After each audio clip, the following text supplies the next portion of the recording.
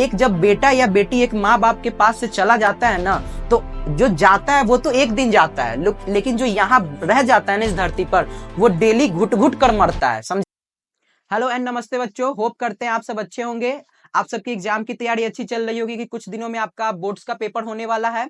तो हम अपने आज के वीडियो को एक मोटिवेशनल थॉट के साथ शुरू करते हैं कि हर दिन एक नई सुबह होती है, हर दिन एक नई सुबह होती है, और वह सुबह हम पर निर्भर करता है कि कैसे हम उस सुबह को एक अच्छे दिन में परिवर्तित करते हैं। ठीक है, तो हमारा आज के वीडियो में क्या है कि हम कुछ हैबिट्स के बारे में बात करेंगे कि जिस हैबिट्स को फॉलो करके आप इन लास्ट के 15 दिनों को अच्छे से यूटिलाइज करके एक अच्छा परसेंटेज बोर्ड्स में ला सकते हो और अपने सामने वाले आंटी और अंकल को दिखा सकते हो कि देखो मैंने अपने पापा का पैसा को बर्बाद नहीं किया है। तो चलिए हम अपने वीडियो को शुरू करते हैं।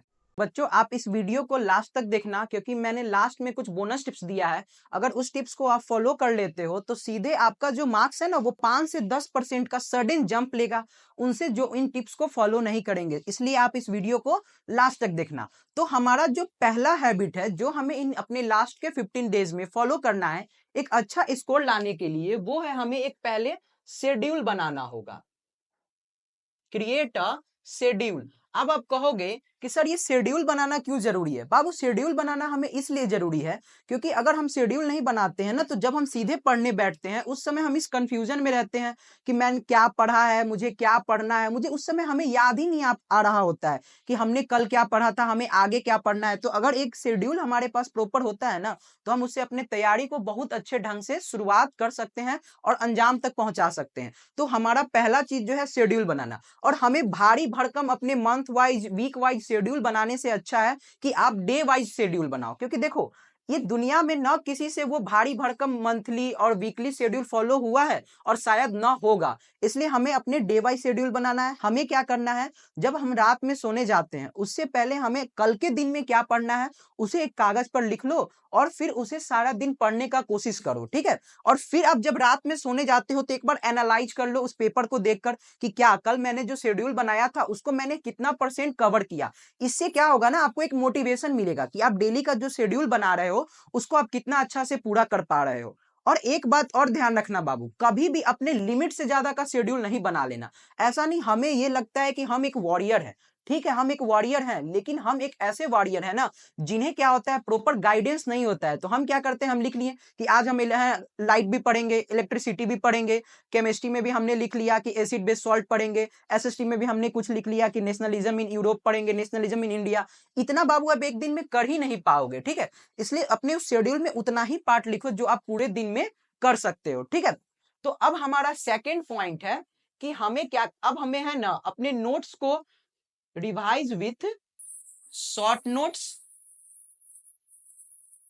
नोट्स और वन शॉट वीडियो। ठीक है बाबू, अब हमें क्या करना है, जो भी चीज पढ़ना है ना हमें वो कंसाइज वे में पढ़ना है। तो आप ये कोशिश करो बाबू कि आप जितना छोटा से छोटा और जितना जल्दी से जल्दी किसी भी चीज को रिवाइज कर लो। इसलिए अगर आपके पास शॉर्ट नोट्स है तो बहुत अच्छा, नहीं तो आप अपने किसी फ्रेंड से ले लो। क्योंकि शॉर्ट नोट्स में क्या होता है ना, हम जो भी चैप्टर है उसको 2-3 पन्नों में लिख रहे होते हैं। तो उससे क्या होता है, वो चीज रिवाइज करना हमारे लिए ज्यादा आसान होता है। किसके तुलना में? नोट्स के तुलना में। क्योंकि नोट्स में क्या होता है ना, हमारा 15 पन्ना, 20 पन्ना, 25 पन्ना, 30-30 पन्ना का नोट्स होता है, तो वहां रिवीजन ज्यादा मुश्किल होता है। ठीक है, और कभी भी किसी चैप्टर का मैराथन देखने से अच्छा है कि आप क्या देखो, वन शॉट वीडियो देखो। क्योंकि मैराथन में क्या होता है कि 6 घंटा 7 घंटा का वीडियो है, तो बच्चे क्या करते हैं ना, घंटा 2 घंटा देखते हैं और उसके बाद उस वीडियो को छोड़ देते हैं। इससे क्या होता है, उनका पूरा चैप्टर कंप्लीट नहीं हो पाता है बच्चे। ठीक है, इसलिए आप कभी भी वन शॉट वीडियो देखो जहां घंटा 2 घंटा या एटलीस्ट मतलब आप हाफ एन आवर, 1 घंटा 1.5 घंटा में आपका चैप्टर कंप्लीट हो जाए। फिर आप कुछ क्वेश्चन लगा लो। ठीक है, तो आप कभी भी क्या करना, शॉर्ट नोट्स या है ना वन शॉट से पढ़ने की कोशिश करना। ठीक है, और अगर शॉर्ट नोट्स आपके पास नहीं है तो आप किसी अपने दोस्त से, फ्रेंड से बोरो कर सकते हो जिसने बनाया है। ठीक, अब अपना अगला शेड्यूल है, अगला हैबिट है, सॉरी बच्चों, वो है हमें क्या करना, प्रैक्टिस पास्ट ईयर पेपर्स। हमें क्या करना है बच्चों, जो पास्ट ईयर का पेपर है ना, जो पहले साल का पेपर है वो हमें प्रैक्टिस करना है। अब आप कहोगे कि सर पहले साल का पेपर प्रैक्टिस करने से हमें क्या फायदा होगा? देखो बाबू, होता क्या है ना, किसी भी एग्जाम में जब हम लोग भी पढ़ते थे तो हमारे भी सर कहते थे, या आज भी अगर है ना कोई सर कहते हैं, कोई भी सर हो, आपके स्कूल के टीचर हो या हो कोई भी हो, वो ये बताते हैं ना कि पीवाईक्यू जो होता है ना, यानी प्रीवियस ईयर क्वेश्चन पेपर, उससे सीधे क्वेश्चन उठ कर आ जाते हैं, ठीक। और कई बार तो वैल्यू भी सेम होता है, कई बार क्या होता है ना, जैसे एसएसटी में, तो एसएसटी में वो क्वेश्चन सीधे उठ कर आ जाता है, ठीक है, बस उसका लैंग्वेज क्या होता है, चेंज होता है। तो आप अगर पीवाईक्यू सॉल्व करोगे ना, और तो उससे आपको ये पता चलेगा कि किस टाइप का क्वेश्चन सीबीएसई ज्यादा पूछ रहा है, या किस टाइप का क्वेश्चन हमारे बोर्ड्स में ज्यादा आ रहा है। और उस कॉन्सेप्ट को आपको बिना छोड़े, मतलब एकदम पक्का तो करके जाना है, क्योंकि देखो बाबू, होता क्या है, जो चीज बोर्ड पूछ रहा है ना, उसका ज्यादा उम्मीद है कि वो अगले साल भी पूछेगा, ठीक। क्योंकि बोर्ड वो पूछ क्यों रहा है, क्योंकि बोर्ड को लग रहा है कि वो इंपॉर्टेंट है, तो वो आपसे इंपॉर्टेंट चीज ही तो पूछना चाहेगा, ऐसा चीज थोड़ी पूछना चाहेगा जो फालतू का चीज है, वेस्ट ऑफ टाइम है, ठीक है। तो इसीलिए अपने पीवाईक्यू को सॉल्व करो, और उसमें देखो कि उसमें जो भी कॉन्सेप्ट आपको आ रहे हैं बार बार, कई बार होता है ना एक ही कॉन्सेप्ट का क्वेश्चन हर साल पूछा जा रहा है, ठीक है। जैसे कि आप है ना लाइट में देखो, तो रिफ्रैक्टिव इंडेक्स से रिलेटेड क्वेश्चन लगभग है ना हर साल पूछा जा रहा है। तो आपको वो रिफ्रैक्टिव इंडेक्स से है ना जो रिलेटेड क्वेश्चन है, या रिफ्रैक्शन जो भी है, वो आपको अच्छा से रिफ्रैक्शन वाला पार्ट पढ़ के जाना है, ताकि आपका अगर एग्जाम में वो क्वेश्चन आए तो आप उसको बिना छोड़कर आओ, ठीक है, मतलब अच्छे से बना कर आओ, ठीक। इसलिए पीवाईक्यू हमें अपने उन जो इंपॉर्टेंट चैप्टर है या इंपॉर्टेंट कॉन्सेप्ट है उसको बताने में हेल्प करता है, इसलिए पीवाईक्यू को हमें तो पक्का ही तो पक्का करना है, ठीक। अब फिर हमारा अगला है एनालाइज योर मिस्टेक्स, ठीक है। अब ये कहोगे कि सर ये क्या है, तो देखो बाबू, हमें अपने मिस्टेक्स को एनालाइज करना है। जब हम पीवाईक्यूज बना रहे होते हैं तो कई सारा क्वेश्चन होगा या कई सारा कॉन्सेप्ट होगा जो हम उस समय बना नहीं पा रहे होंगे, ठीक है। तो उस समय हम क्या कर सकते हैं, उन पार्ट्स को एक पेज पर लिख लो, उन कॉन्सेप्ट्स को एक पेज पर लिख लो जो आपसे उस समय नहीं बना, या जो क्वेश्चन आपसे गलती हुआ है। और जब आप पीवाईक्यू सॉल्व कर चुके होते हो, तब क्या करो कि इन पार्ट्स पे, या ये जो आपका कॉन्सेप्ट है वो फिर से आप पढ़ लो। आप कहां से पढ़ सकते हो, तो वही मैंने बताया, शॉर्ट नोट से पढ़ लो या वन शॉट वीडियो से पढ़ लो, ठीक है। सॉरी, वन शॉट, ठीक है, वन शॉट वीडियो से पढ़ लो। इससे आपका क्या होगा ना कि आपका ये जो मिस्टेक्स वाला पार्ट है आप उसको अच्छे से कवर कर लोगे, ठीक है बच्चों। तो देखो, ये जो अपने मिस्टेक्स को एनालाइज करना बहुत ज्यादा इंपॉर्टेंट होता है, क्योंकि हम है ना, इंसान किससे सीखता है, अपने गलतियों से सीखता है। इसलिए अपने गलती को देखो और उसको सुधार करने का जरूर कोशिश करो। कई बच्चे क्या होते हैं, वो पीवाईक्यूज तो सॉल्व कर लेंगे, ठीक है, अगर वो 30 क्वेश्चन है पीवाईक्यूज में, और उसमें अगर उन्होंने सॉल्व किया और उनसे मान लो 5 क्वेश्चन सॉल्व नहीं हुआ, तो वो कहेंगे अरे भैया मैंने तो 30 में 25 क्वेश्चन सॉल्व कर लिया, मेरे तो अच्छे मार्क्स आ जाएंगे, मैं क्यों अब इसको छोड़ देते हैं, ये 5 क्वेश्चन को छोड़ देते हैं। मैंने आपको क्या बताया, पीवाईक्यू सीधे थोड़ी उठ के आपके बोर्ड्स में आ जाएंगे, उससे रिलेटेड कॉन्सेप्ट आएगा। अब कहीं सोचो, जो आपने ये 5 क्वेश्चन छोड़ कर गए थे आप, या जिसको आपने रिवाइज नहीं किया पीवाईक्यूज बनाने के बाद, कहीं यही क्वेश्चन आपके बोर्ड्स में आ जाए, फिर उस समय क्या करते हैं, माथा पीटते हैं, अफसोस करते हैं, रिग्रेट करते हैं कि अरे भैया यार वो तो मेरे पीवाईक्यू में था, काश मैं उसे एक बार देख लेता, ठीक है। तो ये काश वास के चक्कर में नहीं पढ़ना है हमें, ठीक है बच्चों। इसलिए आप क्या करो, पहले ही जो आपका मिस्टेक्स हो रहा है पीवाईक्यूज को बनाने के दौरान, आप उसको एक पेज पर लिखो, उन सारे कॉन्सेप्ट को, और उसको एनालाइज करो, क्योंकि जो पीवाईक्यू में आ रहा है वो बोर्ड का एकदम फेवरेट चीज है, ठीक है। तो आपको उसको तो पक्का बिना किए हुए जाना ही नहीं है, ठीक। और एक इंपॉर्टेंट चीज बाबू, जो हमें एक चीज फॉलो करना है लास्ट के दिनों में, जिसे हम अक्सर इग्नोर कर देते हैं, वो है हमारा हेल्थ। हम अपने पढ़ाई पर फोकस करने के लिए क्या करते हैं ना बाबू, अपने हेल्थ से कॉम्प्रोमाइज कर लेते हैं। तो जब अगर अपने हेल्थ से कॉम्प्रोमाइज कर लोगे तो पढ़ोगे कैसे। हम क्या होता है कि एग्जाम का टाइम है, हमें टेंशन ज्यादा होता है, फ्रस्ट्रेशन ज्यादा होता है, तो हम उस समय क्या करते हैं ना, सिर्फ और सिर्फ पढ़ाई पर फोकस कर रहे होते हैं, ना ढंग से खाना खाते हैं, ना ढंग से सोते हैं, हमारा स्लीप साइकिल बिगड़ जाता है। तो इससे क्या होता है ना, हमारे ब्रेन पे है ना फालतू का क्या हो जाता है ना, कि मतलब समझो ना कि बर्डन आ जाता है, जिसके वजह से ब्रेन सही से परफॉर्म नहीं कर पाता है। तो हो सकता है ना कि आप सही से सोच नहीं पाओगे फिर।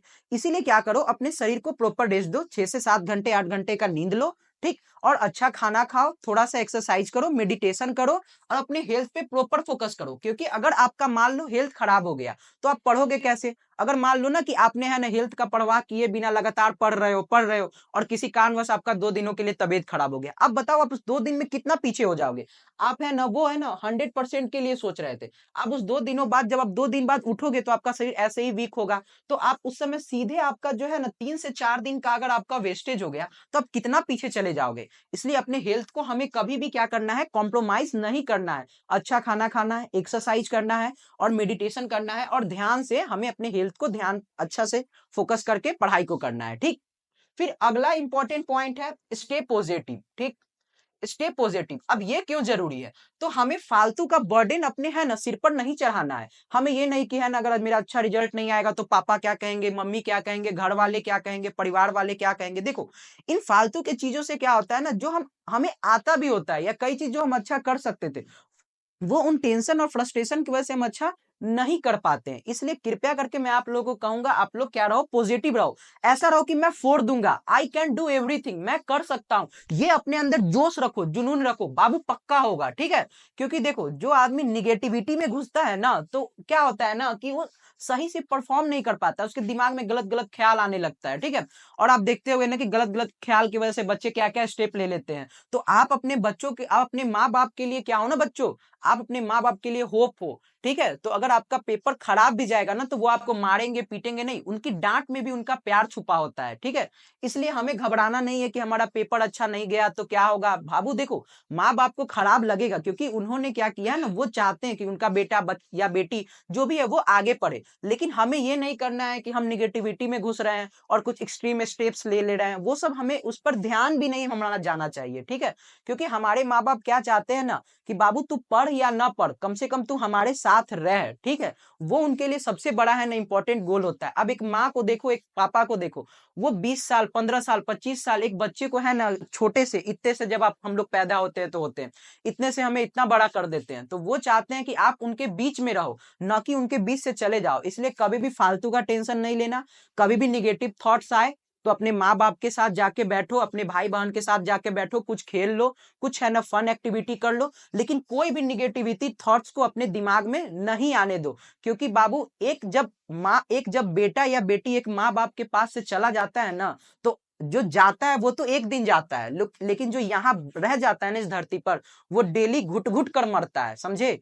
इसलिए हमें कोई भी निगेटिव थॉट्स अपने ब्रेन में नहीं लाना है। ठीक है बच्चे, तो यही था हमारा ये इंपॉर्टेंट हैबिट्स जो हमें इन लास्ट के दिनों में क्या करना है, फॉलो करना है। अब मैंने आपको प्रॉमिस किया था कि मैं अगर आप लास्ट तक वीडियो देखोगे तो आपको कुछ बोनस टिप्स भी दूंगा। अब वो बोनस टिप्स क्या है, देखो बाबू, ये जो बोनस टिप्स है ना, अगर इसको आप फॉलो कर लिए तो आई गारंटेड कि आपका है ना 5 to 10% उन बच्चों से ज्यादा आएगा जो इस चीज को फॉलो नहीं करेंगे, क्योंकि इसको फॉलो करने वाले हैं ना मेजोरिटी ऑफ जनता होती है। ठीक है, लेकिन वो बोनस टिप्स जो है ना, उसका इंपॉर्टेंस कई बार हमें पता ही नहीं चलता है। और हमें पता कब चलता है, जब हमारा एग्जाम बीत जाता है, तब जब हम आगे जाते हैं, लाइफ में बड़े होते हैं, तो आज हमें वो चीज मालूम होना बहुत ज्यादा जरूरी है। वो क्या है, वो जो बोनस टिप्स मैं आप लोगों को शेयर करने वाला था, वो बोनस टिप्स नंबर 1 है हमारा, है ना, प्रैक्टिसिंग सैंपल पेपर्स। ठीक है बाबू, अब आप कहोगे ये क्यों इंपॉर्टेंट है। देखो बाबू, तो जब हम सैंपल पेपर सॉल्व करते हैं ना, तो पीवाईक्यूज में क्या होता है ना, पीवाईक्यूज में कुछ ऐसे भी क्वेश्चंस होते हैं ना जो कई टीचर क्या होते हैं ना क्लास में करा चुके होते हैं। क्योंकि पीवाईक्यू क्योंकि वो पिछले साल आ चुका होता है, तो टीचर जब उसे पढ़ा रहे होते हैं तो उसे क्लास में करा देते हैं।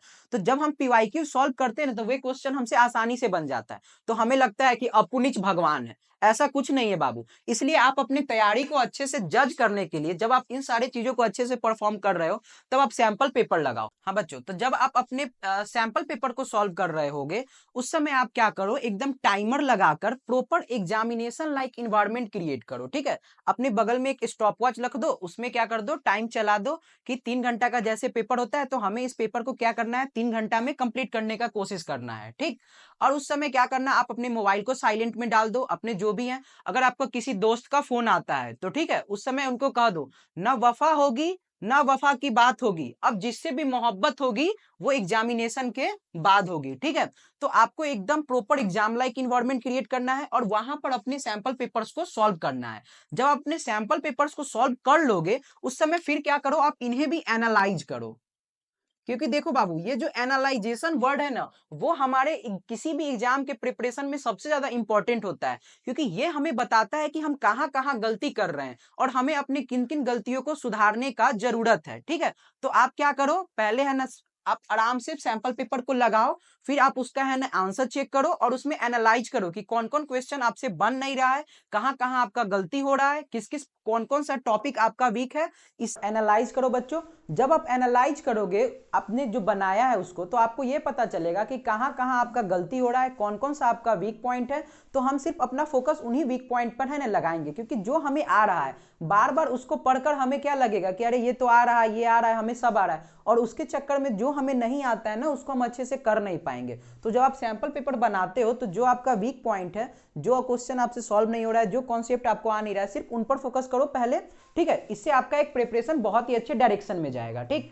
और एक जो इंपॉर्टेंट बात जिसको हम लोग हमेशा इग्नोर कर देते हैं वो है हमारा राइटिंग प्रैक्टिस, ठीक है। अब कई बच्चे क्या होते हैं ना, जब वो सैंपल पेपर बना रहे होते हैं ना बाबू, तो वो क्या करते हैं सैंपल पेपर बनाने के दौरान सिर्फ और सिर्फ क्या करते हैं ना कि ऊपर ऊपर कि जैसे उन्होंने कोई क्वेश्चन देखा और उस क्वेश्चन को देखने का हाँ ऐसे ऐसे ऐसे ऐसे सॉल्व करेंगे तो सॉल्व हो जाएगा। अब उन्हें लिखने का आदत नहीं होता है, और वो जब एग्जाम में लिखने जाते हैं ना तो वो क्या करते हैं सिर्फ 1-2 लाइन लिख पाते हैं, ज्यादा लिख ही नहीं पाते हैं। और आपका बताओ ना कोई लॉन्ग क्वेश्चन आया जो 5 नंबर में है, 3 नंबर में है, 4 नंबर में, अगर उसमें आप सिर्फ 2-3 पॉइंट लिख पा रहे हो तो क्या आपको पॉइंट में है ना 5 नंबर मिलने वाला है? नहीं मिलने वाला है। इसलिए writing practice is the most important thing, ठीक है। जब हम सैंपल पेपर को सॉल्व कर रहे होते हैं तो आप जो भी करो एग्जाम टाइम एकदम टाइमर लगा के एग्जाम लाइक माहौल क्रिएट करके 3 घंटे पूरे अच्छे से लिखने का कोशिश करो जिस तरह आप अपने बोर्ड्स में लिखोगे, ठीक है। और डायग्राम बनाने का प्रैक्टिस करो, क्योंकि क्या होता है ना बाबू, अगर आप एक अच्छा डायग्राम बनाते हो ना उसे जो एग्जामिनर जो आपका कॉपी चेक कर रहा होता है उसके माइंड में एक पॉजिटिव इंप्रेशन आपका छपता है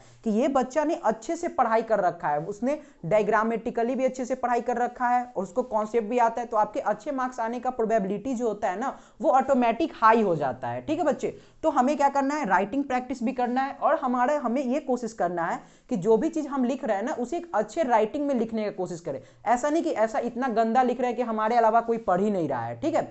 तो ये सब चीज बहुत इंपॉर्टेंट है। होप करते हैं बच्चों अब आपको जो भी मैंने इस वीडियो में समझाया वो अच्छे से समझ में आया होगा।